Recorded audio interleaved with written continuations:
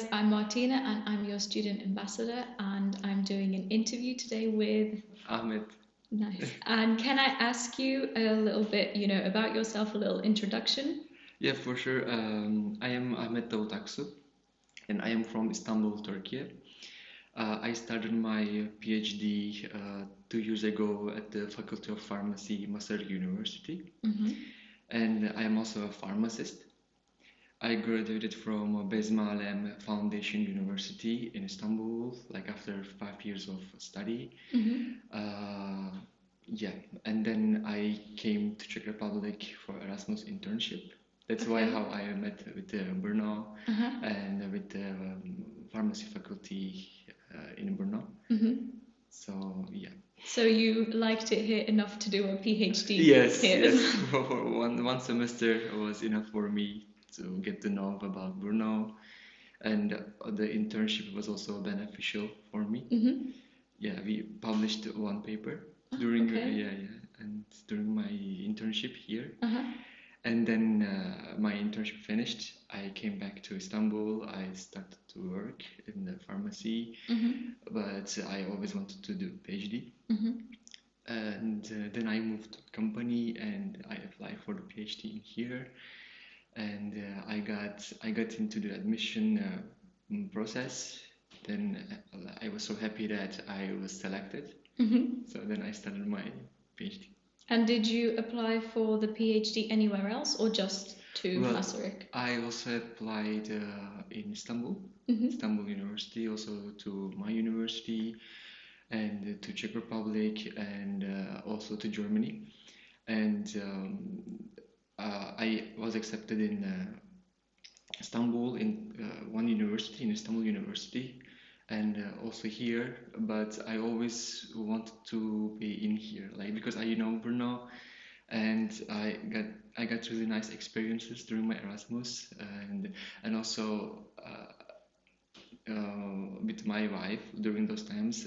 She was my girlfriend, so we were in a relationship, so I was closer to Brno. Yeah, so you wanted to come back. Yeah. So I didn't start in Istanbul and I came here. Yeah, okay. And what department did you choose to do your internship? Or did you choose a department, or were you like applying for a PhD for a specific department? You mean for PhD? Yeah. Well, during the admission process in Masaryk University, there were programs that I can choose, and it was like 3 programs I can apply.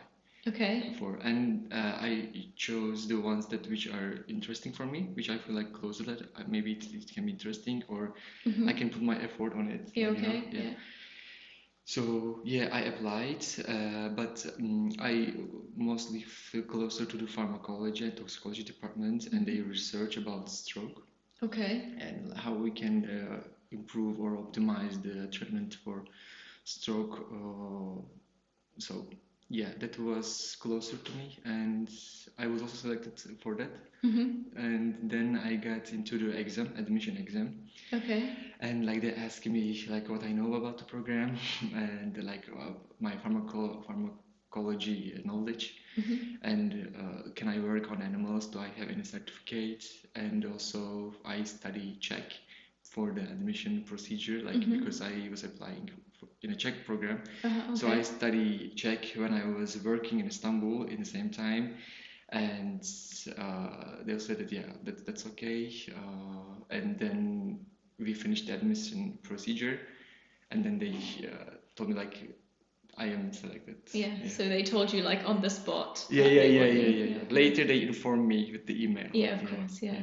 And so you chose to study about strokes and strokes in general. Can you tell me a little bit about what you researched? The research mainly about biocompatible nanoparticles for improving or optimizing the alteplase, the pharmacotherapy of ischemic stroke. Not the hemorrhagic, but the ischemic stroke, because almost 70% of the stroke cases they are ischemic, and it must be treated during the first 3 or 4 hours. So you have to diagnose the patient, and you have to treat the patient. And if a patient had the bleeding history, you have to be careful because it can cause bleeding if you give thrombolytic. So what we do is, in my PhD dissertation project, I am examining how the addition of plasminogen, it's a plasma protein, how it can, how its co-administration with the alteplase, with pharmacotherapy, can increase the thrombolysis in vivo model. Okay. And what does your day-to-day look like? My day-to-day for now looks like I'm writing my PhD thesis, like my diploma, and also I'm finishing the manuscripts. So this semester I need to submit 3 manuscripts. So I hope it will be okay. And I finished the practical work. I was measuring the thrombolytic differences, like I was measuring we have artificial clothes inside the abdomen of the rats, and we are visualizing it for every 5 minutes with X-ray, and then I am measuring the difference volume of artificial clothes in image J.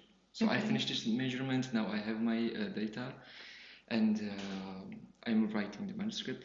And also, apart from that, when I came here, my supervisor and my colleagues, they introduced me with the Langendorf system, which is a isolated heart system. And I was involved in this project.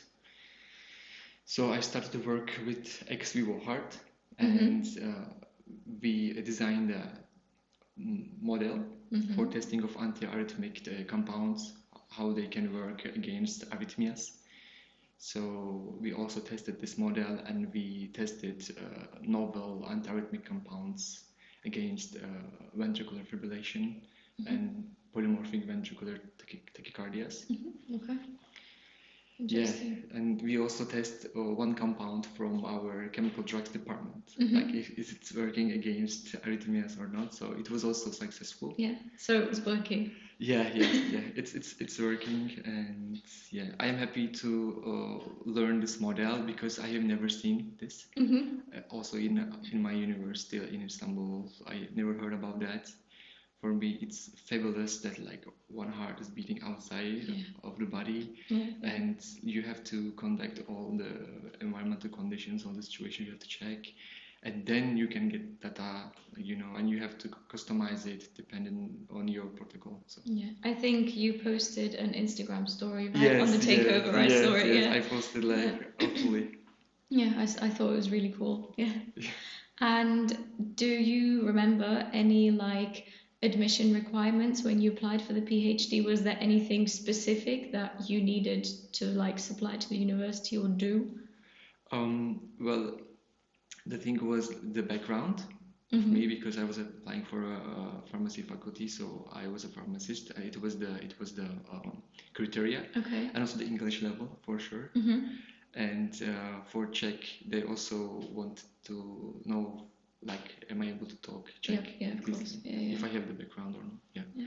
So this was my admission procedure. Yeah, but there wasn't otherwise anything specific that maybe you had to.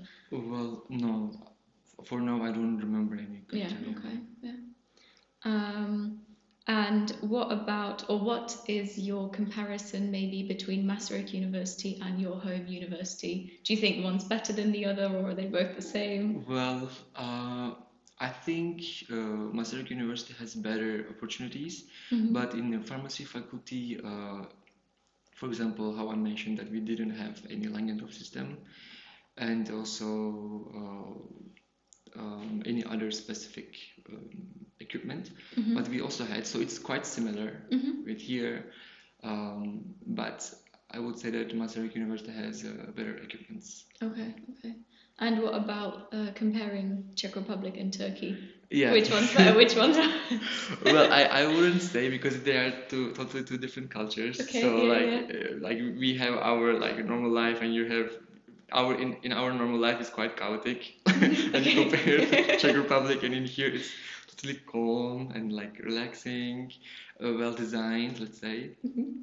And yeah, maybe for the cuisine, I would say that like for me Turkish cuisine is the best in Yeah, the of world. course. Yeah. Yeah.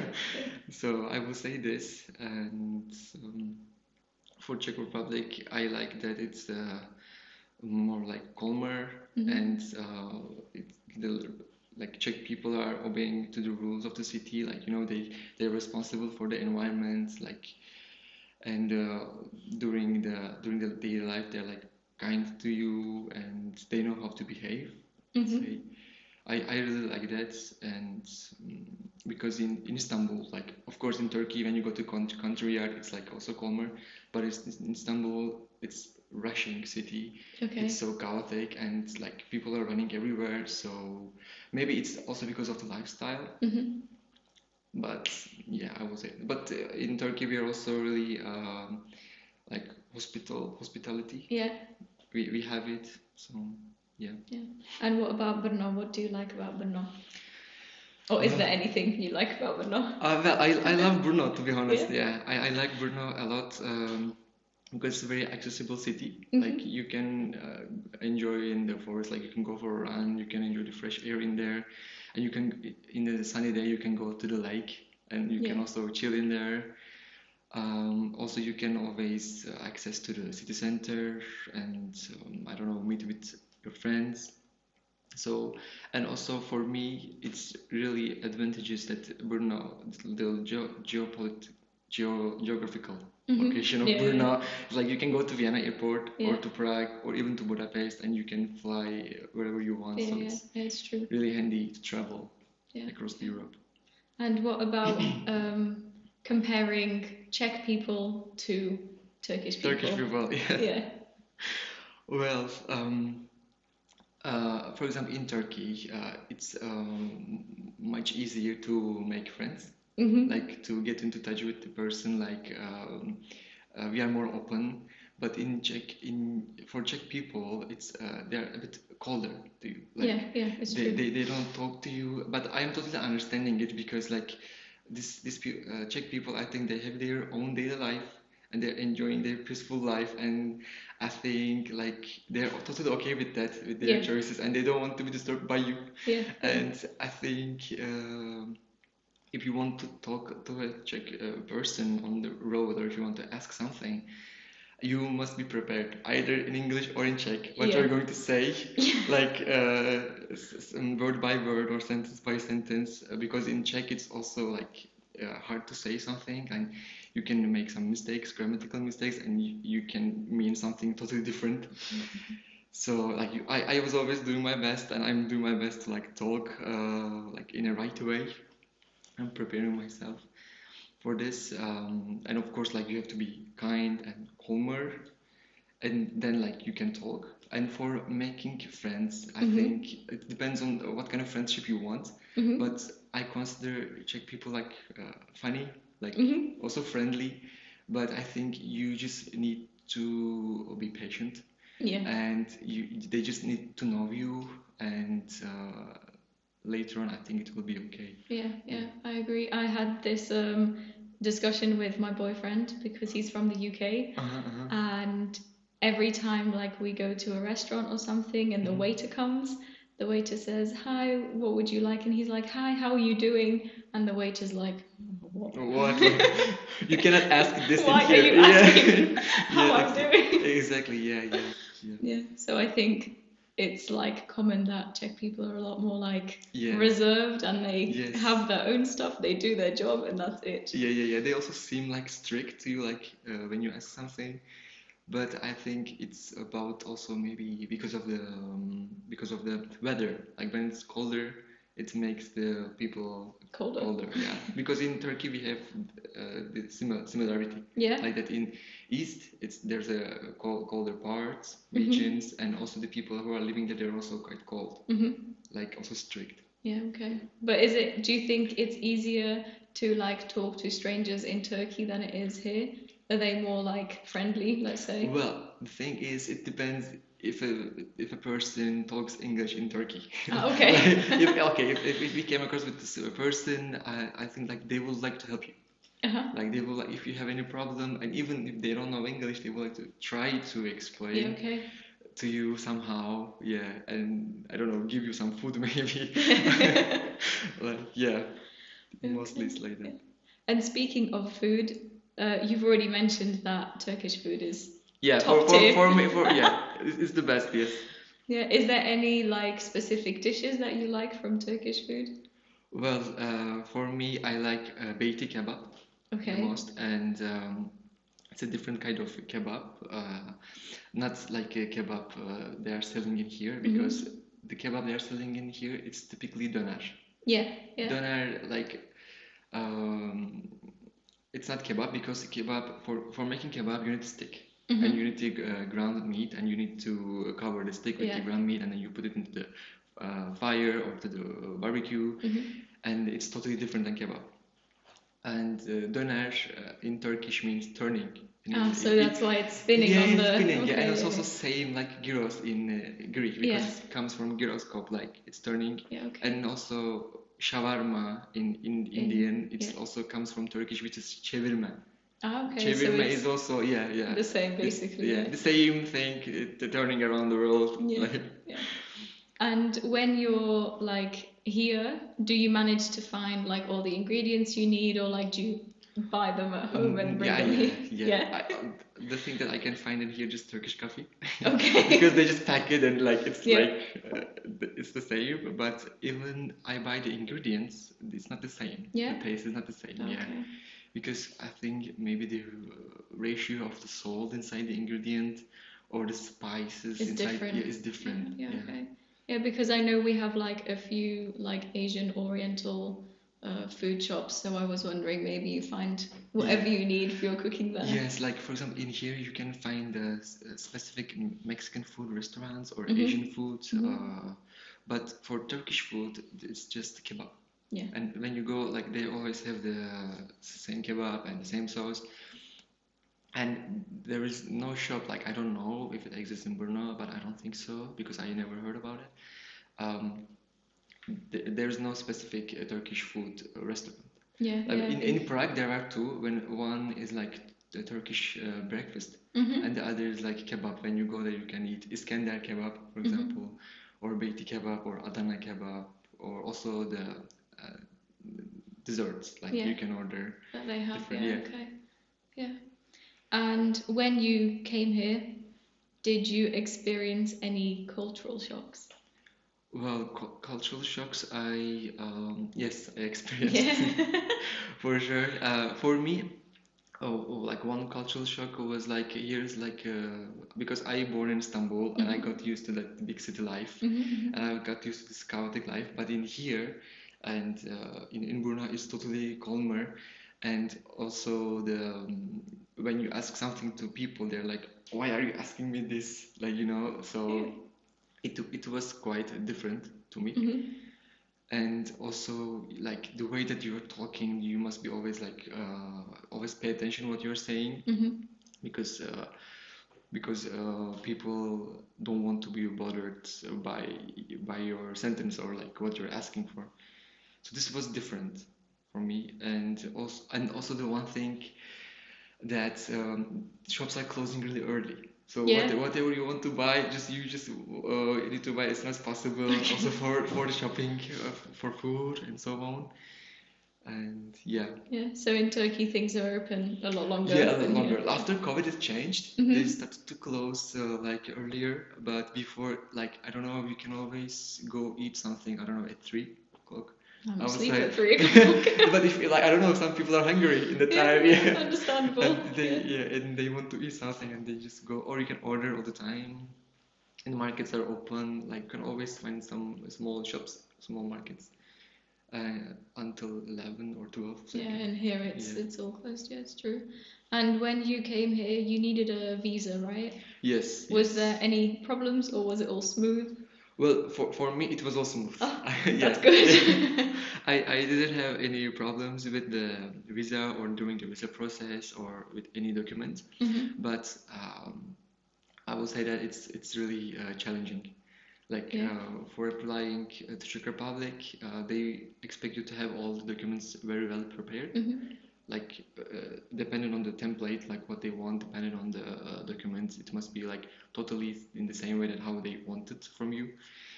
And also there must be some like sentences like mentioned in the document. For example, which dates you will stay, where you will stay, precise. or exactly, the precise and the original stamp with the original signature and everything, and you have the deadline. So you have to have the documents before the deadline. So it's really hard. Most of the students, like, I didn't have any problem, but I heard from my friends, or from my friends, like, they are thinking that, like, no, maybe it's not going to be a problem, and they're preparing in this way, but it's not true. Because I also understand the people, the officers working in the embassy, because there are thousands of people applying for a visa, and like there's always a circulation, thousands of emails, and I can understand them that they want to be everything like very well prepared. Yeah, so they just take or cross and move on. Yes. Yeah, I get it. Precisely. So, well, like, I didn't have any problem with the visa, but one document didn't arrive on time, and it was stuck in the post office. I don't know why. So I had to go to the warehouse of the post office in Istanbul. And find it. Yeah, I find it. I went there. I asked them. I need to receive this document. So I just had to solve it. Yeah. And then here, do you also have to apply for the visa, or is it fine now? I mean, for Istanbul? No, to stay in this country, because I know some people that study here like have to go to the. Yes, yeah. Like, you have to go to the immigration office, and you have to give your documents. You have to inform that you are here, and you are living in I don't know, in this accommodation. You are in the faculty, and then they are giving you like residence permit. Yeah. But yearly, like for 1 year. So and then go. Yes, and then you have to renew your approval of the study. Yeah. And then you have to go there and do it. And renew again. Yeah. And you've just come back from Barcelona, right? From an internship. Can you tell me a little bit about? Yeah, it was really beneficial for me, and it was amazing to having an internship in Barcelona. I was in Brno Research Institute, which is also called like UVIR, and I was there for 2 months, and I was like between September and like in the end of September and the beginning of December. So there was still sun. Yeah, it was still warm. Yeah, still warm. I was living the summertime like in November. Yeah. Like, people were still like having some baths on the beach and swimming. Yeah. So it was amazing, because I have never been in Spain. So it was my first time to like explore the Spanish culture and everything, because I was always curious about that. I also met with my Spanish friends in Barcelona. From Erasmus? Yeah, from Erasmus. Yeah. It was so nice to see them there, like, it's their local life in there, like they are working in the pharmacy, going to the gym, like, they have their own life, and they are giving me recommendations, like, you should go there, visit this, try churros, I don't know, in this place, or go for coffee in this place, and or for tapas and so on. So it was amazing for me. Also the internship. I would like to talk about the internship first and the social life. Well, in the beginning, I was quite surprised, because the Brno Research Institute is huge. Okay. Like, there's like more than 100 research labs, and it's like a labyrinth in there. So, and they have really nice equipments in there, like cutting the edge equipments, and it was really nice. And then I met with my supervisor. We created a program. I was observing the in vivo research in their animal facility, which was also like really like quality and like prestigious facility. So then I started to work with ELISA kits on ELISA tests, and I prepared samples from in vivo research. And also I met with new colleagues, like Catalan colleagues, also Spanish colleagues. So it was really beneficial for me, and I recommend students to go for internship to another country or to abroad. Yeah. And was the internship compulsory? Like, did you have to do it, or was it a choice? Yeah, I had to do it. Like, it's compulsory in PhD to have an internship or traineeship at least for 2 months in another country. Okay, yeah. Like, depending on your PhD program or your topic, you can choose. Yeah. Yeah. And so were you able to choose Barcelona? Was it a place you wanted, or was it more so that in Barcelona they offered, or they were doing the research that you wanted to partake in? Yes, like my supervisor was the contact for this internship, and she was also there before. So they have this collaboration years ago, and she told me, like, we have this collaboration, and we were there for cooperation. So if you want, you can go for internship in there.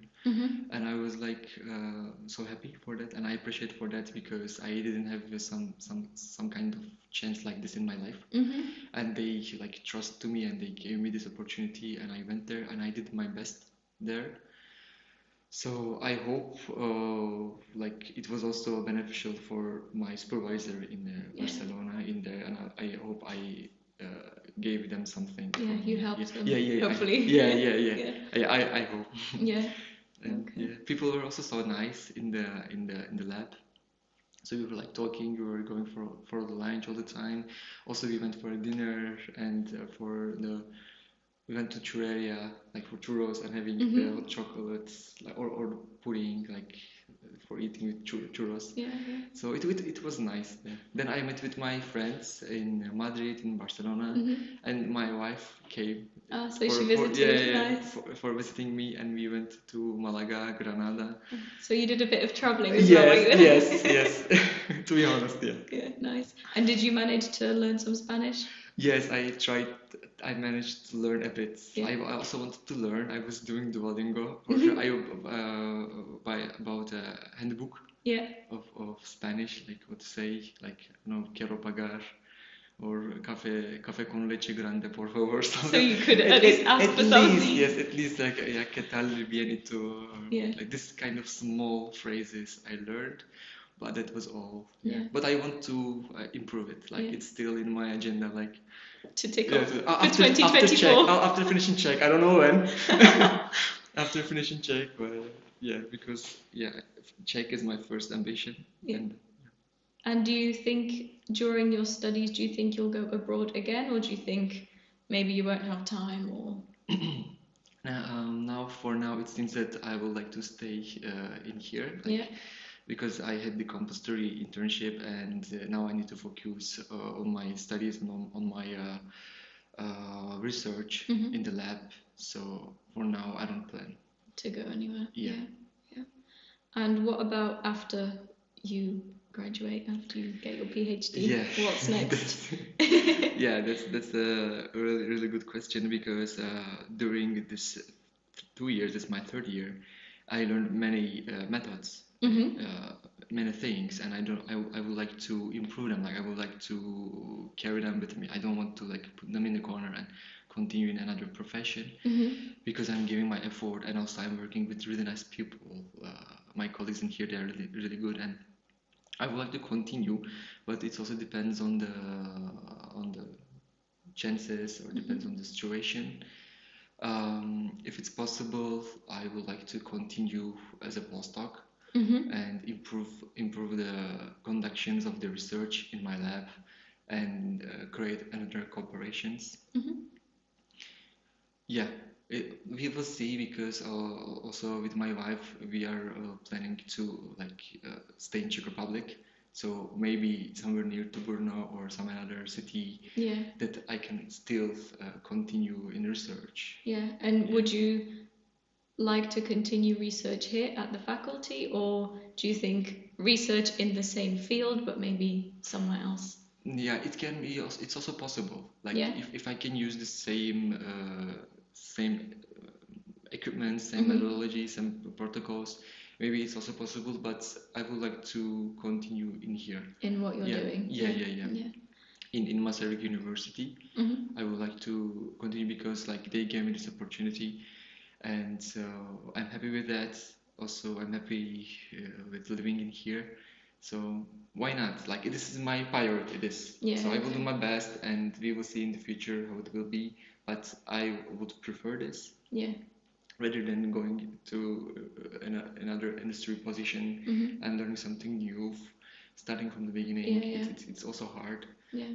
And I don't know any other research institutions in Czech Republic that I can continue there. I just know Masaryk University. Yeah, and do you know any other like possible career paths for someone in your position with like a PhD in?